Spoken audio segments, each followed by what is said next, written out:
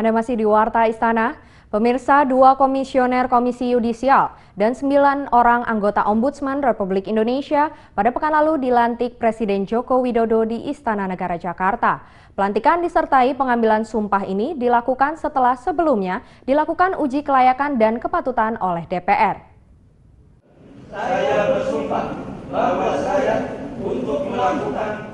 Presiden Joko Widodo Jumat 12 Februari 2016 resmi melantik 2 anggota Komisi Yudisial dan 9 orang anggota Ombudsman di Istana Negara Jakarta.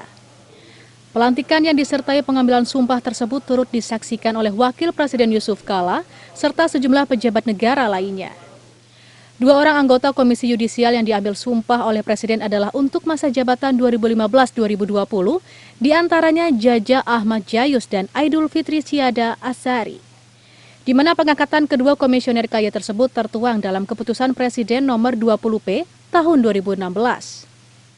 Sementara anggota Ombudsman Republik Indonesia (ORI) untuk masa jabatan 2016-2021 adalah Amzulian Rifai, Ketua yang merangkap anggota ORI, Leli Pelitasari Subekti, Wakil Ketua yang juga merangkap anggota, serta 7 orang anggota ORI lainnya, yakni Adrianus Eliasta Meliala, Ahmad Alamsyah Saragi, Ahmad Suadi, Alvin Liling Piao, Dadan Suparjo, Laude Ida, dan Ninik Rahayu.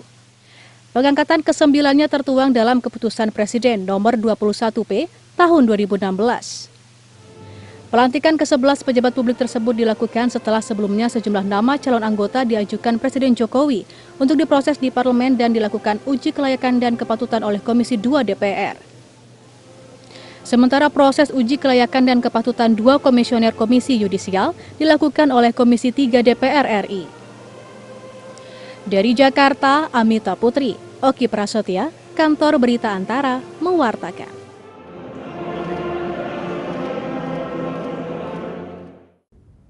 7 pasangan gubernur dan wakil gubernur terpilih dalam Pilkada Serentak 2015 resmi dilantik Presiden Joko Widodo pada pekan lalu.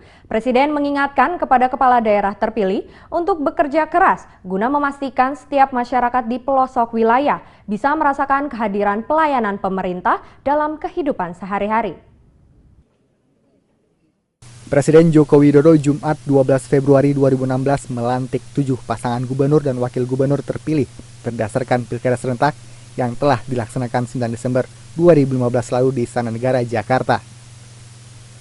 Ketujuh pasang gubernur dan wakil gubernur ini adalah pasangan Irwan Prayitno Nasrul Abid yang akan memimpin Sumatera Barat, Muhammad Sani Nurdin Basirun, gubernur dan wagub terpilih Kepulauan Riau, Gubernur Jambi Zumi Zola beserta wakilnya Fahrori Umar, Gubernur dan Wakil Gubernur terpilih Provinsi Bengkulu Ridwan Mukti Rohidin Mersyah, pasangan Sahbirin Nur Rusdi Resnawan yang terpilih di Kalimantan Selatan, selanjutnya Irianto Basire, Udin Hyangio, Kepala Daerah Kalimantan Utara, dan Oli Dondokambe Stephen Octavianus Kando yang menang pada Pilkada Serentak di Provinsi Sulawesi Utara.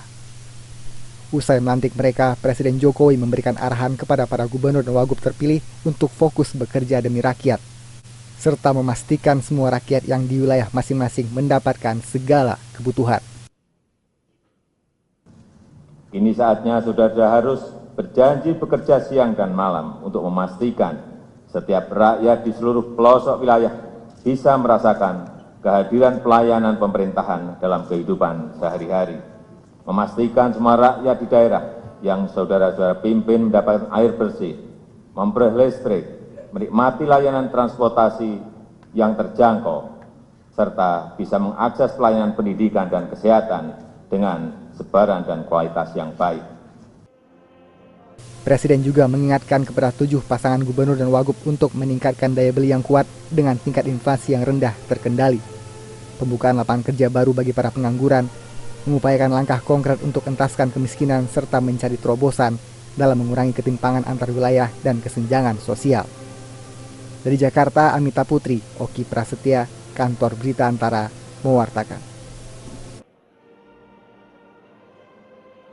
Presiden Joko Widodo mengingatkan jajaran Menteri Kabinet Kerja untuk menggunakan anggaran sesuai program prioritas kementerian, bukan banyaknya tingkatan organisasi yang ada.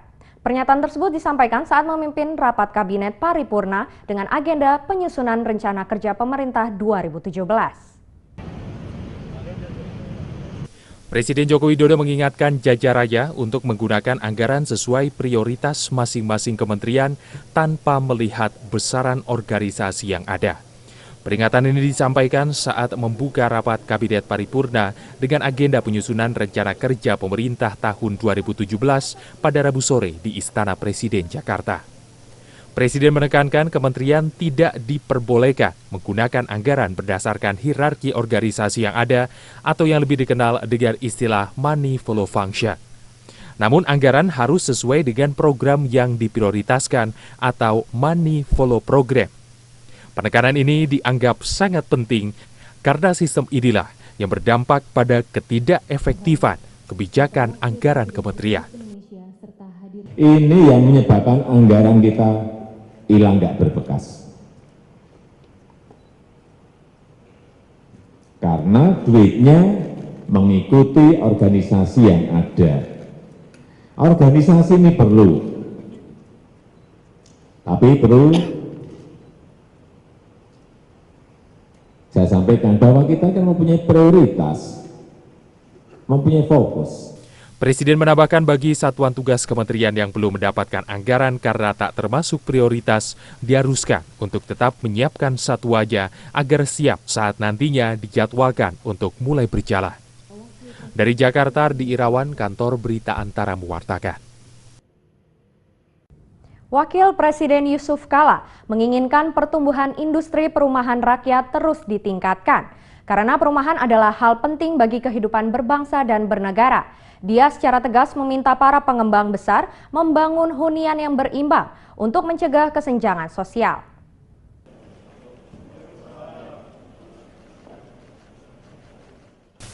Wakil Presiden Yusuf Kala dalam sambutannya di acara pembukaan Indonesia Property Expo di Jakarta Sabtu 13 Februari 2016 mengatakan, pemerintah terus mendorong upaya meningkatkan pembangunan perumahan rakyat guna memenuhi kebutuhan pokok rakyat Indonesia.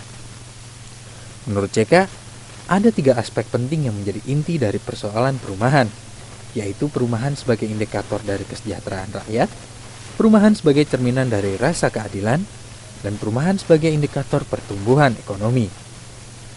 Pembangunan perumahan akan memberikan efek bagi kehidupan karena perumahan adalah pangkal dari masalah sosial. Oleh karena itu, pemerintah akan melakukan pemerataan pembangunan perumahan rakyat, salah satunya dengan program 1 juta rumah. Tetapi di kota seperti Jakarta ini, kalau ingin melihat cermin kemiskinan, justru ada di kota-kota besar di Indonesia ini. Rumah yang super mewah dibanding dengan rumah di Ciliwung yang berdasar-dasarkan yang selalu banjir, merupakan corak yang tiap hari kita lihat. Karena itulah maka upaya itu harus segera diperbaiki. Karena kalau tidak maka menimbulkan suatu masalah sosial yang sangat berat untuk bangsa ini. Wapres mengakui saat ini kesenjangan sosial di perkotaan akibat dari banyaknya hunian mewah harus segera diperbaiki. Wapres menginginkan adanya pemerataan hunian yang layak di desa dan di kota. Karena itulah, pemerintah akan segera mewajibkan para pengembang besar membangun hunian yang berimbang. Aturan ini dipertegas dalam Peraturan Menteri Pekerjaan Umum dan Perumahan Rakyat Nomor 7 Tahun 2013, yaitu pembangunan 1 unit rumah mewah harus diiringi 2 unit rumah menengah dan 3 unit rumah sederhana dalam satu hamparan.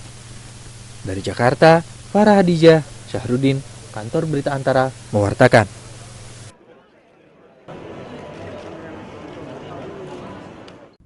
Pemerintah terus menggenjot produktivitas kopi nasional dalam tempo 4 tahun ke depan. Kami akan kembali dengan wartanya usai jeda berikut. Tetaplah bersama Warta Istana.